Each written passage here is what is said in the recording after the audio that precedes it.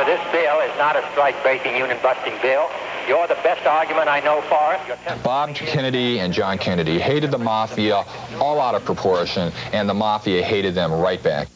You roll in, your head down, you shoot up, keeping your head down so if they start hitting you, you're protected. That was the perfect mob hit. The people that had so much to gain and had such an ulterior motive for putting me in a position I'm in will never let the true facts come above board to the world. Now, these people are in very high positions, Jack? Yes. This is Jack Ruby in a little-known snippet of interview saying that the American crime of the century is being covered up by a conspiracy. And in the next hour, we're going to examine evidence, some of it never before publicized, that we hope will leave you clear, at long last, about who was responsible. We believe a preponderance of the evidence indicates that the Kennedy assassination was a mafia hit.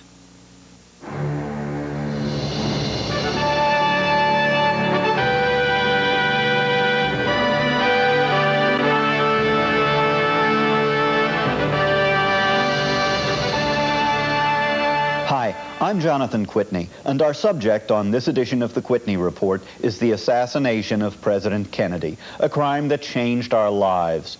Polls show that most Americans think the killers got away, but our government, which still pursues World War II crimes, isn't pursuing this crime. The compelling evidence has been lost in confusion. Confusion reigned in Dallas on November 22, 1963, clearly shown by this montage of films and panicked radio reports. And in the 25 years since then, the confusion hasn't dimmed. Conspiracy theorists have taken aim at the Warren Commission findings from every direction.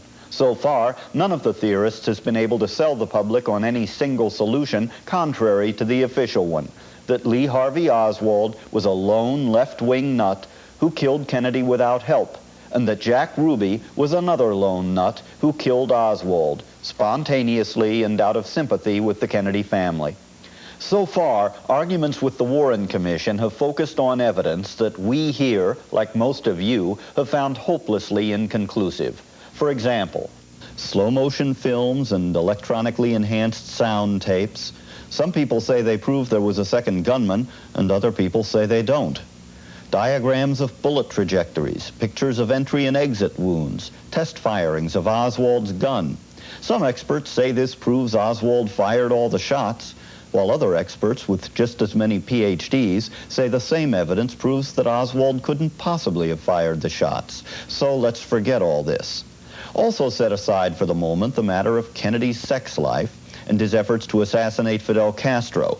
Both matters, it now seems clear, did prompt a cover-up of certain facts after the assassination, but in solving the murder, they are red herrings. They only add to the confusion. Adding further to the confusion, many well-known conspiracy theorists have blown the word of an occasional contrary witness all out of proportion. Every trial lawyer knows that witnesses to big sudden events will honestly differ over what happened. We have satisfied ourselves that there is overwhelming evidence that Oswald did shoot both President Kennedy and Dallas police officer J.D. Tippit, and that the occasional contrary evidence is no more than exists in any big case. But that's where the Warren Commission stopped. We think it's just the beginning. Many people have been linked to the assassination by various conspiracy theorists, but we know for certain that two people did commit crimes in Dallas that weekend, Lee Oswald and Jack Ruby. If one could show a unifying link between the two, surely that link would have become the focus of the investigation. The Warren Commission pictured them as lone wolves because, for reasons we'll explain later, the FBI never told the Warren Commission the pertinent facts. But the link between Oswald and Ruby did exist, and his name was Carlos Marcello. Carlos Marcello is the boss, the capo of the mafia structure which centers in the metropolitan New Orleans area and extends into adjoining states. He was very powerful in the gambling business, but that is not to say that he wasn't in the narcotics business, too. And he was. He imported heroin, he distributed heroin. His tentacles in gambling particularly reached all the way to Dallas and Houston. Jack Ruby ran a striptease bar in Dallas. But where the Warren Commission would have you believe that's all Ruby did, FBI reports show that Ruby was an important figure in gambling, narcotics, and other rackets. Ruby was described in one FBI document of the late 50s as being heading up a major narcotics operation that ran in Texas, the East, and even into Mexico. This is David E. Scheim, an MIT-trained mathematician whose fascination with the Kennedy case led him to spend 15 years sifting through tens of thousands of pages of raw data, much of it obtained through the Freedom of Information Act. We find he has ties to top mafia people around the country. Joseph Civillo, the mafia boss of Dallas, an FBI document describes that Ruby is a frequent visitor and associate of Civillo. Just how close was Ruby tied to Civillo's boss, Carlos Marcello? This is Joseph Nellis, Washington lawyer and former counsel to the Kefauver Committee, the first big national investigation into organized crime. Could somebody have operated in the fields of gambling and narcotics in Dallas in the early 1960s without Carlos Marcello saying it was okay? Not possible. Not possible, Jonathan. Not without getting a bullet in your head. That's what would have happened to somebody? Absolutely. You had to get permission to operate, permission to kill somebody, permission to break a leg, permission to do anything. Jack Ruby visited Carlos Marcello's brother and underboss in New Orleans just months before the assassination. But Ruby wasn't under the Marcello's thumb alone. It's critical to understand that Ruby was also tied to the Chicago Mafia, which gave Jimmy Hoffa his power. Ruby was born in Chicago and entered the rackets there as a teenager. And among the things he did, according to FBI records, he ran errands for the Capone mob, was paid $1 for every sealed envelope that he was able to transport from one place to another. By 1939, Ruby was helping run a junk handlers union local. Ruby was a suspect in the murder of the local's president, but records of the police investigation have disappeared. Ruby continued at the local under its new mafia-connected boss, Paul Red Dorfman. Now you're talking about a very significant figure in the Teamsters history. Red Dorfman was a local Chicagoan who handled all of the insurance placed by the Teamsters Pension Fund and by their other fund activities. In other words, he was collecting premiums on millions upon millions of dollars. Well, the Dorfmans were longtime associates of Mr. Hoffa. They certainly had very close links to organized crime in Chicago and elsewhere, and Mr. Hoffa made arrangements that they receive certain plum-type insurance contracts dealing with the pension fund and what have you, which were very lucrative. There was a sweetheart arrangement between the Dorfman agency and Jimmy Hoffa that did well for both of them. I'm sure that I'm not exaggerating it one bit when I say that Jimmy Hoffa counted himself one of Red Dorfman's best friends. But Ruby's ties to Hoffa were not just indirect through the Dorfmans. The shocker is that Ruby knew Hoffa himself. Author Dan Moldea, who was the first to publicly assert that the mafia killed Kennedy, was stunned some years ago when Hoffa's son told him that Jimmy Hoffa had known Ruby since 1939. The son, James Hoffa Jr., a respected Detroit lawyer, then tried to put the remark off the record, so Moldea confirmed it by tape recording a phone conversation between them. And so I turned on the tape recorder, and on tape, Hoffa admitted it again, that his dad was a friend of, that his friend was a Jack Ruby. Well, you told me that your father knew Jack Ruby, but, you know, I remember you said, so what? 1939. He was the kind of guy everyone knew. 1939. Oh, that's when he knew him? Back when he was working with Dorfman? Well, I don't know what he was working with, but he's in Chicago in 39. Yeah, he was working for Dorfman. Ruby's work for the Teamsters and the Chicago Mafia continued and naturally came to the attention of the Kefauver investigation in 1950. Remember, the Warren Commission painted Ruby as just a local punk. We're not interested in local crime or in statewide crime. It had to have an interstate aspect in order for federal jurisdiction to be appropriate. And Ruby's name cropped up in a number of hijackings, some of which were minor and some of which were rather major. He was a member of a group that had ties in Detroit and in Cleveland, Ohio, and to some extent in Florida. So among the others that we grabbed in that dragnet, his name came up. And we interrogated him, as a matter of fact, very briefly to establish the interstate connection, not dreaming, of course, who he would become or what he would become. Nellis discussed other businesses Ruby was in, such as distributing items to bars and stores. I asked if that was a mob-controlled racket. Well, if Ruby had it, it was, because I'm sure, as I sit here, that he never did a thing around Chicago without approval from somebody higher up. The Chicago mob's biggest racket in the 50s and 60s was Jimmy Hoffa and the Teamsters. It would be hard to overstate the evil they represented. Hoffa controlled the union's multi-billion-dollar worker pension funds. Borrowing money from the funds and not paying it back was a big source of mob income. The amounts of the loans were in the hundreds of millions of dollars, but the tracing of the so-called kickbacks from those loans to Mr. Hoffa and his co-defendants, I would say, would be termed in the millions. I asked Joe Nellis about Hoffa's and the Dorfman's use of violence. Well, Jonathan, let me say this.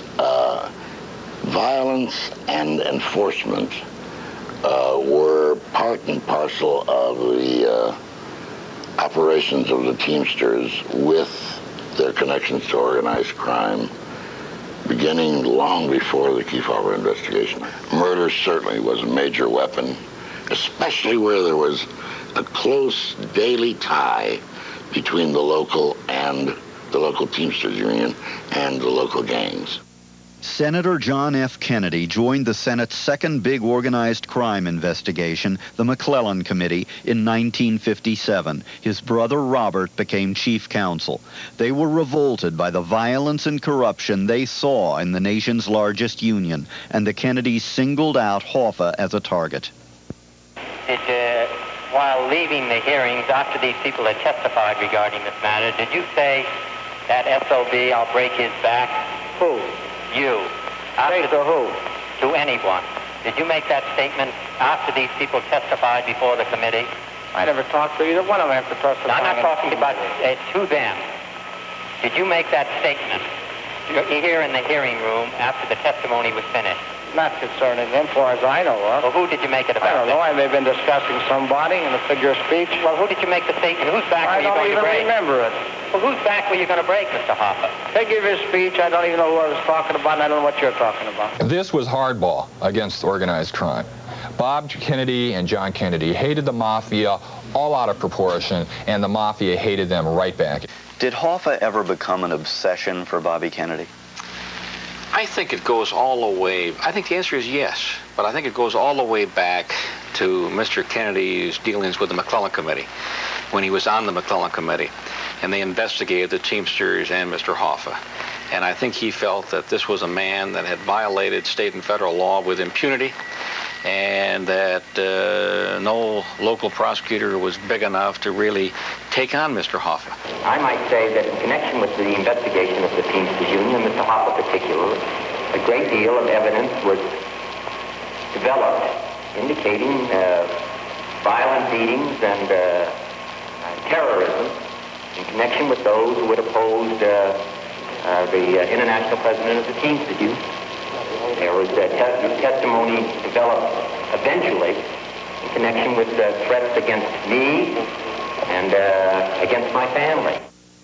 Jack Ruby, meanwhile, had moved to Dallas, one of Carlos Marcello's towns. He later said he was on assignment from the Chicago Mafia, which had close and friendly relations with Marcello.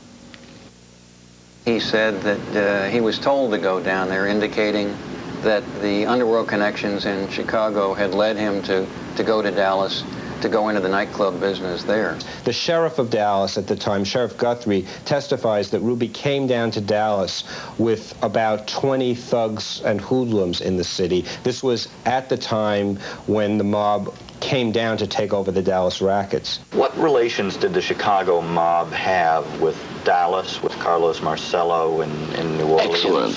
Oh, now you're talking about one of the key facets of the Kefauver investigation. One of the chief focus of our investigation was to determine the interconnection with one gang and another. It turns out the Chicago mob, above all, I'm talking about Tony Accardo, Sam Giancana, and before him, Al Capone, were the most active in arrangements with other mobs in other cities. Ruby soon became involved in the Cuban gambling and vice operations of Marcello's friend, Florida Mafia boss Santos Trafficante. According to records and corroborated testimony, when a triumphant Fidel Castro jailed Trafficante and others in 1959, Ruby offered $25,000 to an arms supplier of Castro's for help springing the prisoners. Ruby dashed to Cuba twice, his fare paid by a gambling operative of Trafficante's. 4 days after the Kennedy assassination, the CIA learned from a reliable witness that Ruby had personally visited Trafficante, a ranking mafia godfather, in his Cuban jail. Clearly, Ruby's ties to the mafia weren't just marginal, as the Warren Commission suggested. He was exactly the sort of person to be assigned an important and risky mission, and he was not the sort of person who would have suddenly shot Oswald in sorrow for the Kennedys. But one even more shocking fact was completely ignored by the Warren Commission. Lee Oswald, the one other person we know was plotting murder in Dallas that weekend, also was connected to the Carlos Marcello Mafia organization. Oswald's uncle, Dutz Merritt, who brought Oswald up as a father, Oswald's own father having died in infancy, worked in the Marcello organization. He was a bookmaker and, according to reports, knew Marcello personally. Oswald was quite close to this Marcello-affiliated uncle during 1963, saw him many times. Oswald was associated in various degrees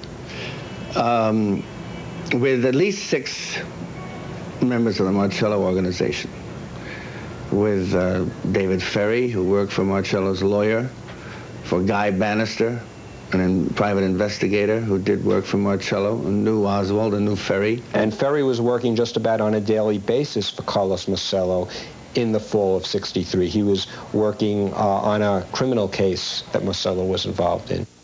Unquestionably, the Marcello criminal organization was well aware of the existence of Lee Harvey Oswald in New Orleans in the spring and summer of 1963.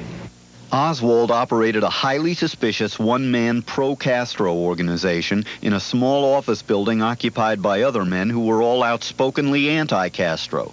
2 of those men, pilot David Ferry and former FBI agent Guy Bannister, worked for Carlos Marcello, who despised Castro. Oswald had previously known Ferry as leader of an air cadet group Oswald had joined in high school. Oswald, unlike Jack Ruby, was not a career mobster. He was a kid who had already compiled a record that could be viewed as kooky, having shot himself once to avoid an unwanted transfer in the Marine Corps and slashed his wrists to avoid deportation from the Soviet Union, where he had defected. Adding now to this kooky image by handing out pro-Castro leaflets, he was the perfect actor for the role of Patsy in an occasionally used mafia murder scenario. Ron Goldstock, one of America's most successful mob prosecutors, compares it to the way New York mafia boss Joe Colombo was shot at a televised public rally a few years after the Kennedy assassination. The killing of Colombo was done in such a way that the killer himself was immediately assassinated, and the person who assassinated the killer then got away. And the killer of Colombo was not a mafia guy. He was a criminal who... That's right. He was a fringe person, somebody who they might be able to dupe into the actual killing, whether he knew what he was doing and why or not. The same thing may be true of Oswald. Further diverting investigators from the Marcello connection were Oswald's brushes with U.S. intelligence. In the Marines, as a radar operator at a base for top-secret U-2 spy flights over the Soviet Union, he worked around CIA people, which made it even more suspicious that he learned Russian and defected to the USSR. His way in and out of Russia was surprisingly well greased, suggesting possible participation in one of many U.S. spy programs of the time, described by former CIA officer Victor Marchetti. Everything suggests that he was involved in some sort of an intelligence program, probably sent over as bait in the hopes that he could either penetrate or be picked up by the KGB and doubled. Well, but of course not really being doubled. On his return home, Oswald was close to at least one person who had been involved in U.S. intelligence operations, all prompting suggestions that the CIA killed President Kennedy, even though there's no evidence of it, and no one has suggested that Jack Ruby was CIA. To create a motive for the CIA, history has been revised to say that Kennedy was going to pull out of Vietnam and make peace with Castro. In fact, however, the very month President Kennedy was killed, he had ordered a coup in Vietnam that only deepened American involvement there. And records show that literally to the day of the assassination, the Kennedys continued to encourage plots to assassinate Castro and sabotage the Cuban economy. The CIA lacked a motive.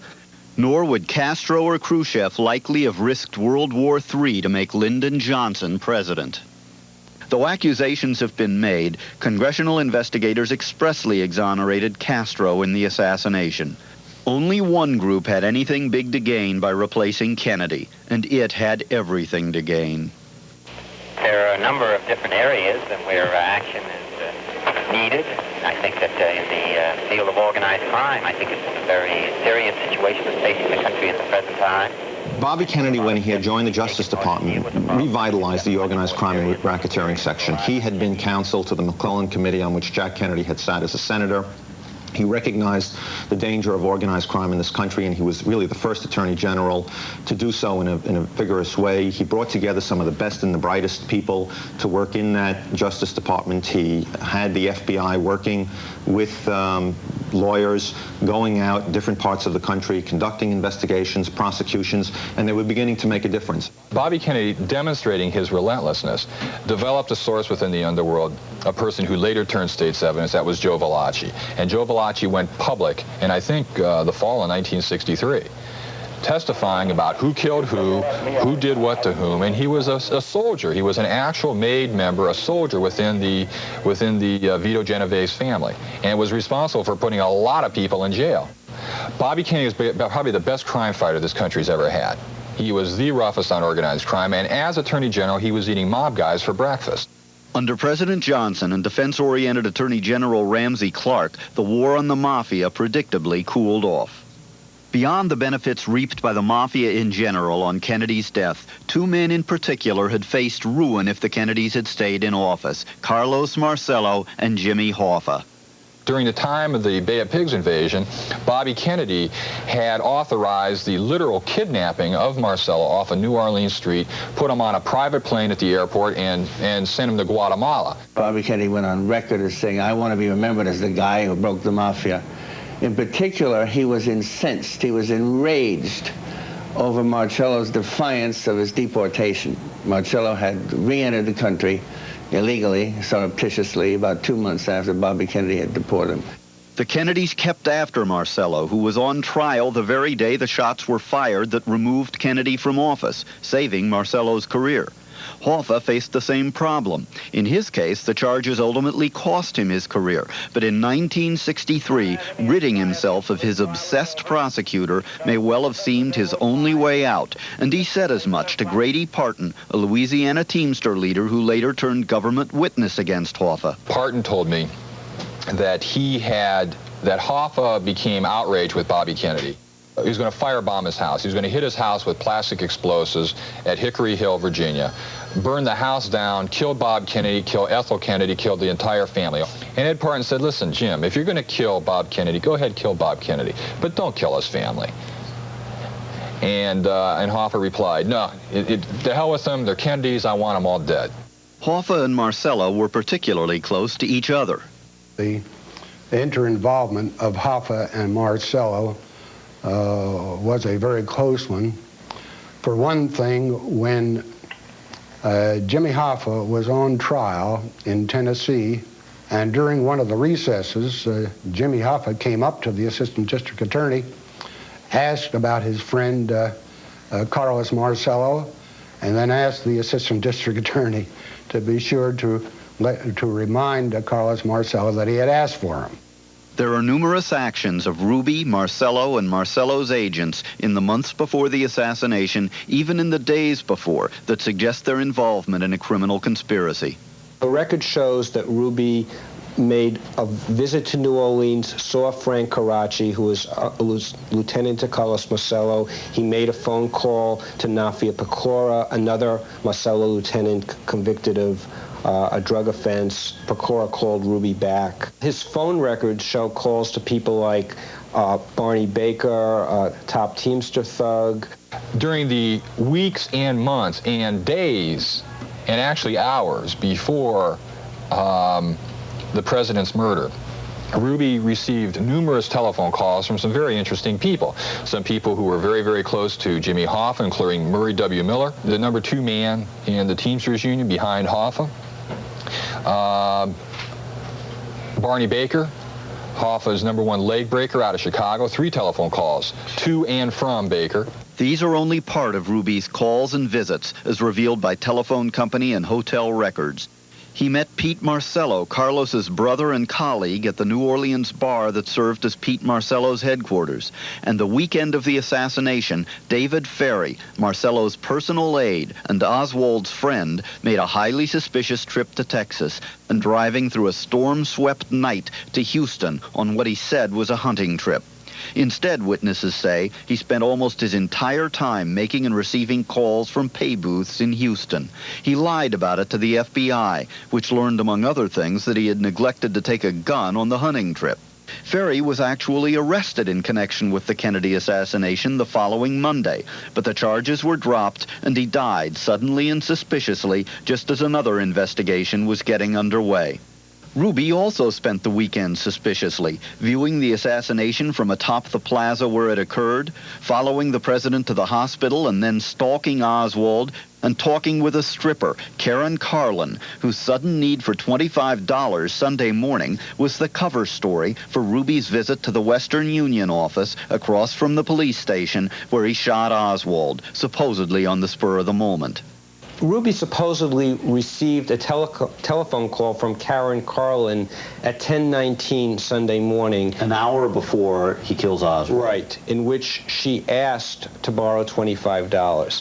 And she lives down the road in Right, it's not a big distance. And Ruby, the story is Ruby then left, drove down and sent the telegram, and 4 minutes later happened to saunter down to the police building and shoot Oswald. This is David Bellin, former counsel to the Warren Commission. Bellin argues that Ruby's shot at Oswald couldn't have been premeditated precisely because of the Karen Carlin alibi, that Ruby was home getting her phone call when Oswald was scheduled for transfer. The reason that Ruby had an opportunity to kill Oswald, Ruby happened to be downtown by happenstance on Sunday morning to wire some money to one of his employees. His restaurant had been closed. Ruby was in the Western Union office. The timestamp was 11:17. Oswald was killed at about 11:21. Ruby walked down a ramp leading to the basement where press people were waiting for Oswald to be transferred from the Dallas police jail to the county jail. A postal inspector by the name of Holmes decided, instead of going to church that morning, to stop in and help his friend Captain Will Fritz at the interrogation sessions of Oswald. Fritz was interrogating Oswald along with representatives of the Secret Service and the FBI. And Fritz invited Holmes into those interrogation sessions. If Holmes would have just gone on to church that morning, he would not have added a half hour or more to the interrogation of Oswald, and Oswald would have been transferred long before Ruby ever got downtown.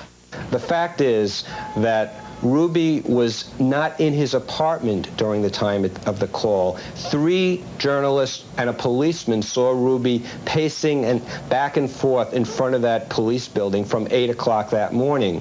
A cleaning woman who called Ruby that Sunday morning got a man. She didn't recognize his voice. He had no knowledge of her or their weekly cleaning arrangement. When Karen Carlin was first questioned by the Secret Service about the assassination, as the agent reported, she was terrified. She was so terrified she could barely speak. When she finally spoke, as we see in the Secret Service report, she said she believed there was a conspiracy by Oswald, Ruby, and others to kill President Kennedy, and that if she talked, that she would be killed. A few months after the assassination, Karen Carlin was shot to death in a hotel room. There are other eyewitness accounts pointing to a conspiracy. Of course, unreliable witnesses often pop up in highly publicized cases, but these accounts all came at or before the assassination and concern Marcello. One is from Ed Becker, a Las Vegas promoter who had been seeking Marcello's help on a deal and visited the Godfather's vast Mississippi Delta hideaway. Now, I have to be honest, I knew who I was talking to. And I think because I was from Las Vegas, he was probably more free with me than he would have been if I was from Washington, D.C. And so I started to needle him about being deported. Not in a, not in a way, but in a sort of a, gee, it was sure bad, what Bobby did to you, da-da-da-da. And he picked that up, and that's what happened. He started talking about there are ways in taking care of these things, And now I'm interested, and I'm going to prompt him, What do you mean you're going to kill him, Bobby? And he says, no, you don't do that. And he says, you cut off the head, the tail dies. And that, what does that mean to me, And then a little later on, he's saying, this guy's like a rock in your shoe, You limp long enough, you're going to do something about it. Well, as I say, we're drinking, listening to the music, and having a very good time. And then I realized he's very serious. I mean, he's not kidding with me. I've really upset him by even asking these questions, and this is rattling around in his head, and this is the kind of stuff he's giving me. Becker reported this incident to the FBI long before the assassination, and before the stone out of the shoe phrase became popularly known as mafia hit talk. A Cuban, Jose Alemán, has testified to a similar story about Marcello's friend Traficante. And Marcello biographer John Davis uncovered FBI files showing that a Georgia mayor and businessman, Eugene Sumner, actually reported seeing Oswald take a wad of bills from a Marcello underboss at the restaurant Marcello uses as a headquarters in New Orleans. The story is all the more believable because Sumner, in New Orleans for a business trip, apparently didn't know that the restaurant where he was having dinner and the manager he saw hand over the money were connected to the mafia. Only 3 days after the assassination, he went straight to the FBI. Well, actually, he went to a police officer first, then the FBI, and told the whole story. They then sent him photographs of Lee Harvey Oswald, and he verified that that was the man he saw in Marcello's headquarters. The FBI never followed up the Sumner report, and Sumner refuses to discuss it now. And there is still more evidence that requires us to think in terms of a conspiracy. Compelling evidence that a fake Oswald was busy creating a phony image for the real Oswald as a left-wing nut. The Warren Commission used the left-wing nut image in concluding Oswald was the lone assassin. It cited, among other things, a trip Oswald made to Mexico City 2 months before the assassination, in which he made himself highly visible at the Cuban and Soviet embassies. An investigator for the House Assassinations Committee, Edwin Lopez, pried loose the CIA's photographic records of everyone who entered or left the Cuban embassy in Mexico City, matching the strips of negatives against time logs on all 3 cameras at the embassy. He found no Oswald. I'm a lawyer. I like to see evidence. And the evidence that we had was that there was no photograph. And if we had no photograph there and we had the negatives so that they had not been, it wasn't like someone had cut up and said between this time and this time we're going to reinsert them and retape them, etc. I mean, we had the photos there. You had the strips of negatives. Strips of negatives. we had just to. one whole strip that was eliminated. There could have been, but everyone that we spoke to in Mexico City and outside told us there were only 3 cameras. And we had the scripts for all cameras. But the most persuasive evidence of a false Oswald comes from J. Edgar Hoover himself. Through the efforts of Marcello biographer John Davis, we have obtained this astounding secret memo Hoover wrote to the head of the Secret Service, a memo never shown to the Warren Commission. The key paragraph says the FBI itself concluded that the visitor to the Soviet embassy, identifying himself as Lee Harvey Oswald, was not in fact Lee Harvey Oswald. 2 Oswalds mean one thing, a conspiracy. But Hoover never told the Warren Commission. It took until the late 1970s for the House Assassinations Committee to begin to discover the mafia links to the JFK assassination. The House Committee's last report suggested a mafia plot, but was carefully hedged and ultimately collapsed in a dispute over acoustical testing. But the committee pointed the way for new discoveries by Scheim, Davis, and others. Why didn't the Warren Commission report the relationships and activities that indicate a mafia conspiracy? Because the people the commission was counting on to give it the facts, FBI Chief J. Edgar Hoover and CIA Chief Allen Dulles, not to mention Attorney General Robert Kennedy himself, all had to cover up the facts. All 3 men knew that the Kennedys had approved Castro assassination plots and were determined to keep that secret. They also knew that the plots had involved mafia elements close to Marcello. A thorough investigation might turn this up. CIA chief and Warren Commission member Allen Dulles not only had the Castro secrets to protect, he may also have known that his agency used Oswald to spy on the USSR. It would have meant big trouble for either the spying itself or the link with Oswald to become known. Hoover, who controlled most of the commission's information flow, had still other motives. Hoover basically, he never thought that the mafia existed in this country. As a consequence, the FBI, which was more interested in the Red Scare and the witch hunts and the commie bashing, they were very much a part of the movement to move the attention away from the Kefauver Committee and organized crimes and syndicate crime, and to move it into the witch hunts of the House Un-American Activities Committee and the Joe McCarthy hearings of the early 1950s. Robert Kennedy, time and again, chewed out J. Edgar Hoover for not getting the information on Carlos Marcello and his organization that he wanted. Okay, so if allegations come in linking Carlos Marcello to the assassination, that was the last thing J. Edgar Hoover ever wanted to hear. If it could have been shown that Carlos Marcello or members of his organization were involved in the assassination, it would have totally destroyed his reputation. For everyone, including President Johnson, who wanted to get the country past the affair as soon as possible, the lone nut theory was convenient. Nicholas Katzenbach, running justice in Robert Kennedy's absence, signed off on that conclusion literally before the president had been buried.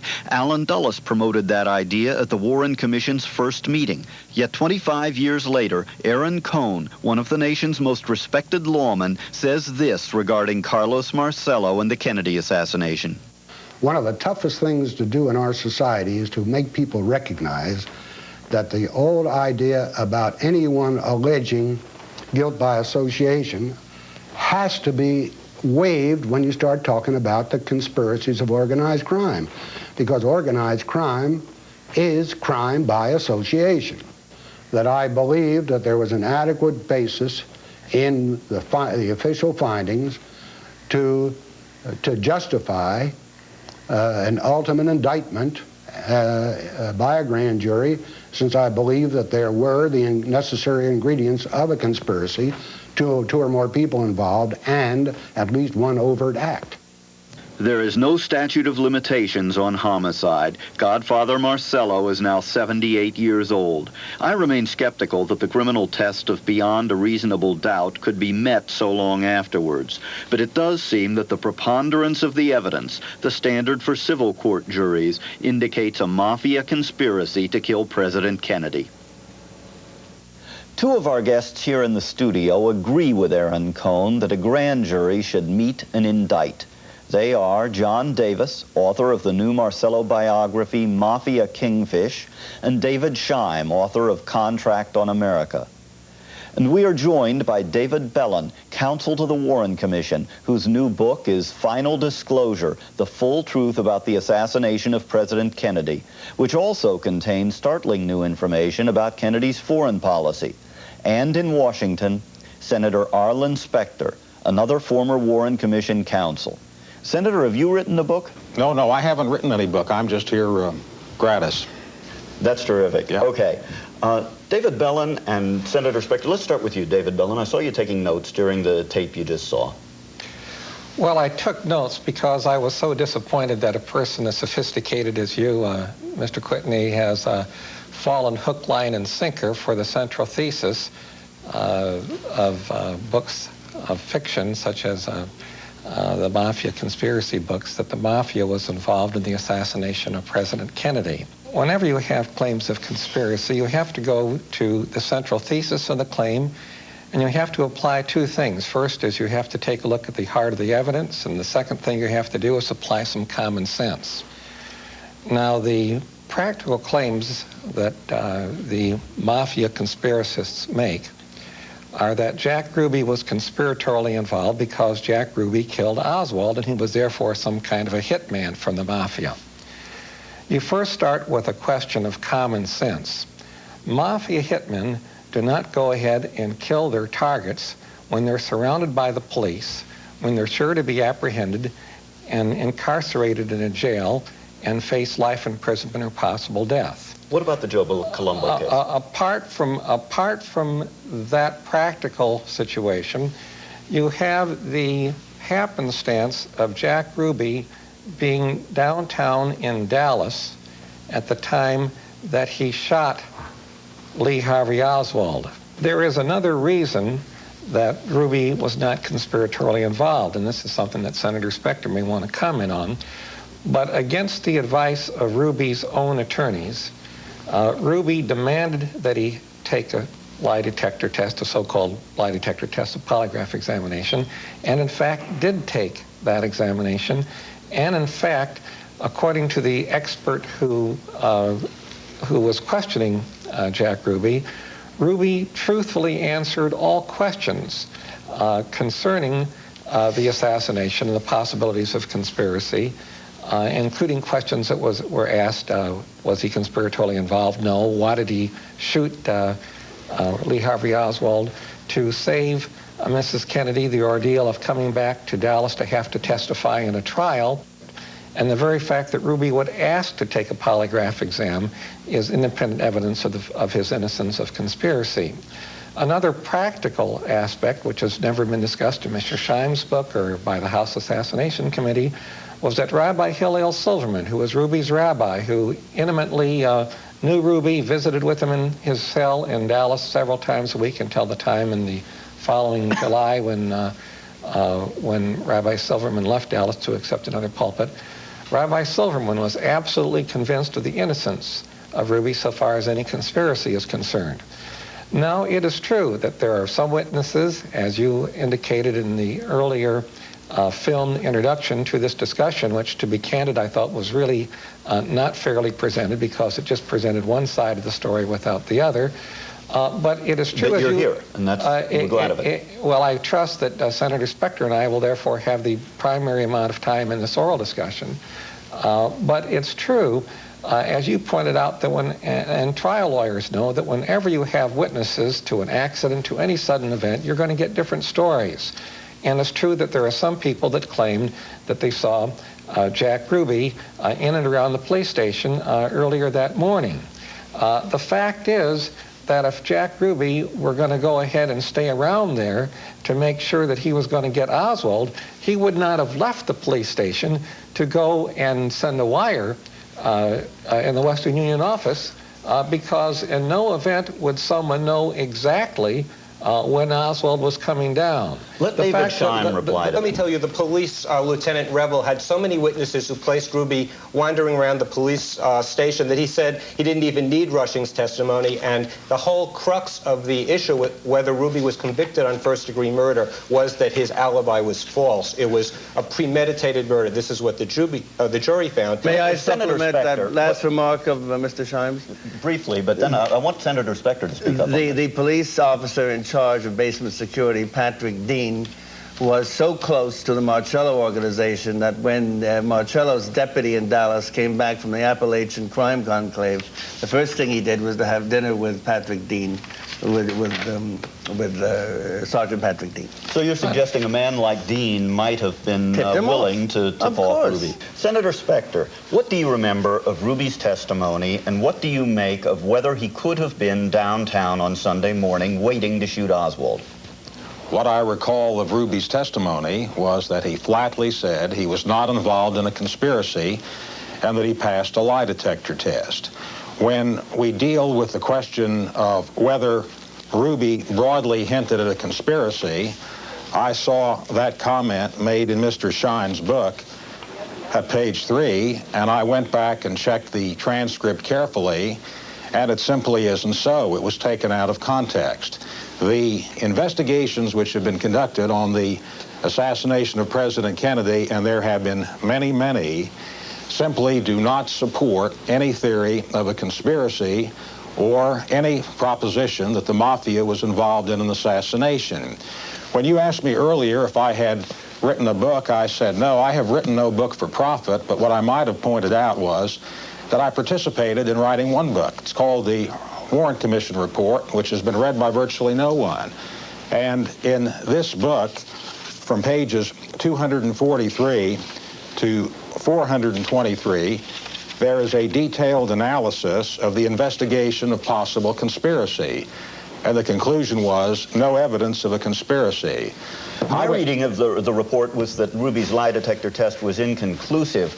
But I want to ask you if you were aware at the time of the commission that J. Edgar Hoover himself had concluded that an imposter had identified himself as Lee Harvey Oswald 6 or 8 weeks before the assassination at the Soviet embassy. And if you had been aware that the CIA photographs of everyone entering the Cuban embassy showed that the person identifying himself as Lee Oswald and raising somewhat of a ruckus when they turned him down as a visa was an imposter, wouldn't that have indicated a conspiracy, and would that have changed any of your investigation? Well, I did not know of that specific issue or allegation. Doesn't that show that there was a conspiracy?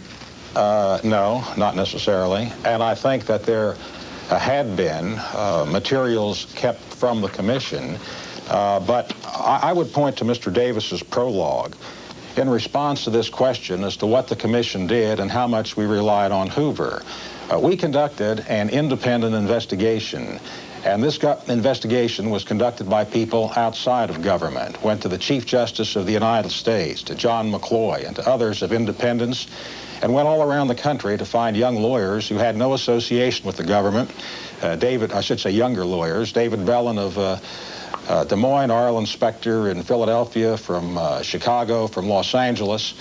And Mr. Davis, in his introduction, says that the commission was a collective one of cowardice, ignorance, self-deception, and naive acceptance of the gospel according to Hoover. And the fact is we weren't. We conducted an independent investigation, and we differed in many respects from what the FBI had concluded.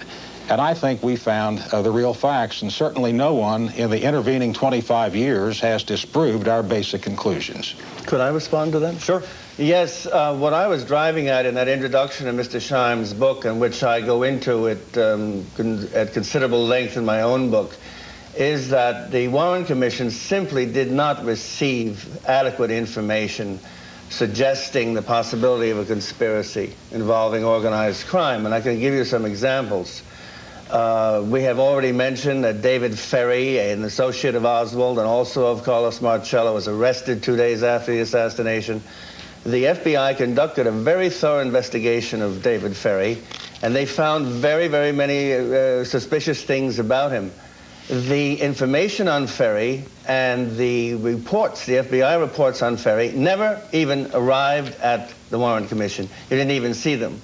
I also uncovered documents suggesting the possible involvement of the Marcello organization in the assassination, which never, these allegations came into the FBI about 3 or 4 days after the assassination. They never got to the Warren Commission.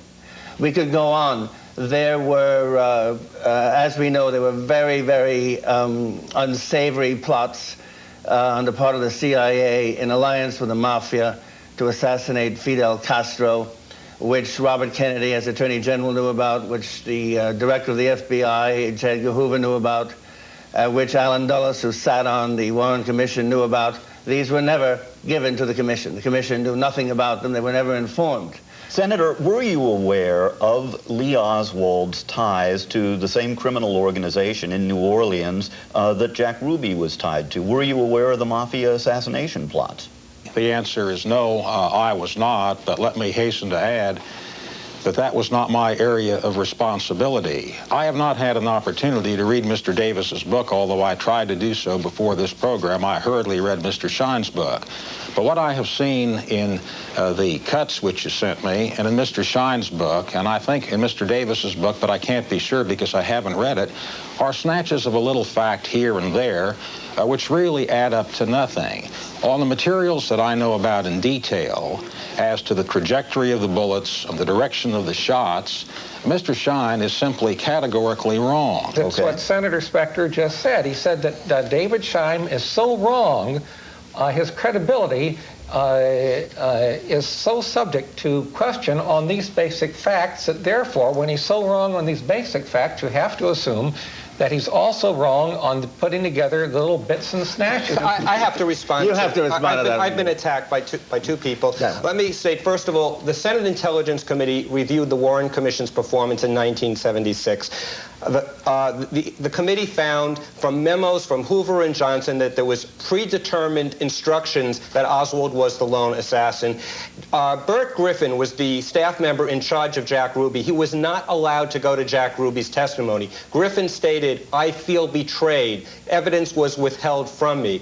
Jack Ruby gave a canned alibi. Ruby asked for the polygraph test to get another chance for contact with federal officials. One final thing, just that you neglect to mention, is as Newsweek disclosed, Ruby wrote a note from his jail cell stating to his lawyer, Joe Tonnahill, "Joe, you should know this. My other lawyer, Tom Howard, told me to make up the story that I shot Oswald so that Mrs. Kennedy wouldn't go to trial." Ruby's alibi is obviously preposterous. Given his background, over 100 witnesses saying that he had close mob ties and a significant mob position, the whole thing is preposterous. Mr. Shine, do you think that Lee Harvey Oswald... May I respond to that? Sure. Yes, sure. Senator Specter. We are not going to settle Ruby's story by picking a piece here and a piece there. The only way people will understand it is if they go to the transcript that took about 2 hours. I was present for part of it. If they go to the lie detector test, and if they read that, I was present for all of that, and they will see in a total context, I believe, that Jack Ruby was telling the truth, that he was not involved in a conspiracy with Lee Harvey Oswald. When we have a piece picked here and a piece picked there and a piece picked somewhere else, and it is simply not possible for me to know all those details for many reasons. It was outside of my narrow scope. Some things were not given to the Warren Commission. But when you take a look at all of them, on the extracts that I saw before this program started, they simply don't amount to anything. You say, Mr. Kwitny, that they would establish beyond the preponderance of the evidence. Well, I flatly disagree with you. Senator, doesn't the existence of an Oswald imposter indicate that someone else was conspiring for what he did? Well, I do not know the details of the allegation as to an Oswald imposter. But I do know that the Warren Commission turned over every stone and found no conspiracy. Did you investigate what David Ferry was doing on the weekend? He said he was going hunting, but in fact took no gun, and witnesses said he was making phone calls and receiving them from pay booths. I did not, because that was not my area of responsibility, but there were other competent investigators who did, and since that time, that ground has been reviewed by many, many, many investigators, and including the House committee, and all have found no evidence of a conspiracy except for the acoustical evidence, which has since been totally discredited by the National Academy of Science. Well, the chief counsel to the House committee said there was much other evidence of conspiracy, and in fact wrote a lengthy book about it. Well, that's the chief counsel. The House committee, aside from the acoustical evidence, which was discredited, the House committee found no evidence of a conspiracy. Did the commission investigate the conversations that Oswald had with, that Jack Ruby had with high-ranking Teamster and Mafia people in the days and weeks before the assassination, and his own ties with Jimmy Hoffa and the Teamsters? Well, I do not know the answer to that question, again, because it was not my specific area of responsibility. But competent investigators went over every stone that there was available to us at the time. Does it bother you that Hoover reached conclusions about an Oswald imposter and didn't tell the commission? Yes, it does bother me if that, in fact, happened. As I sit here, I do not know if that happened, but we were concerned about what Mr. Hoover was doing. We were concerned about what the CIA was doing. And I believe that even though we did not get the information we should have in some particulars, that we found the correct conclusions. Senator Specter, there are FBI reports of the investigation of David Ferry, which J. Edgar Hoover withheld from you and your fellow commissioners and staff members of the Warren Commission. One report indicated that David Ferry, a friend of Lee Harvey Oswald, met with the boss of the Louisiana Mafia the 2 weekends preceding the assassination. Since the boss of the Louisiana Mafia was a sworn enemy of the Kennedys, since Robert Kennedy had sworn to destroy his power, it should have been significant that a friend of Oswald was meeting with an associate of this Mafia boss. It was so significant, I believe, that J. Edgar Hoover did not want you to see it, and he withheld it. I have the document. It was never sent to the Warren Commission. It is not among the Commission documents in the archives. It was withheld. Well, Mr. Davis, wasn't that made available to the House committee? It was, and it made the House committee very suspicious. As a matter of fact, the House committee... That's the point. It may have made the House committee very suspicious, but the House committee did not conclude that the Mafia was involved in a conspiracy to kill President Kennedy. It listed that as the came very close to it. One thing that Arlen Specter said. I came to the Warren Commission as an independent young lawyer from Des Moines, Iowa, beholden to no one.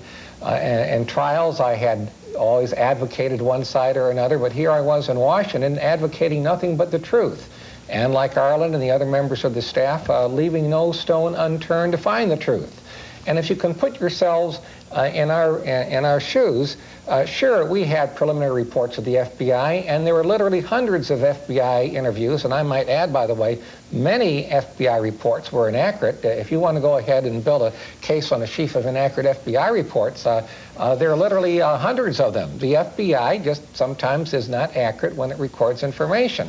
The Senate Intelligence Committee found that the FBI and CIA lied to the Warren Commission. The House Select Committee, regardless of what Mr. Specter infers their motives, concluded the murder of President Kennedy was probably a conspiracy, that the Mafia had the motive, means, and opportunity to kill him. Let me quote exactly what that House committee basically said, because I can tell you...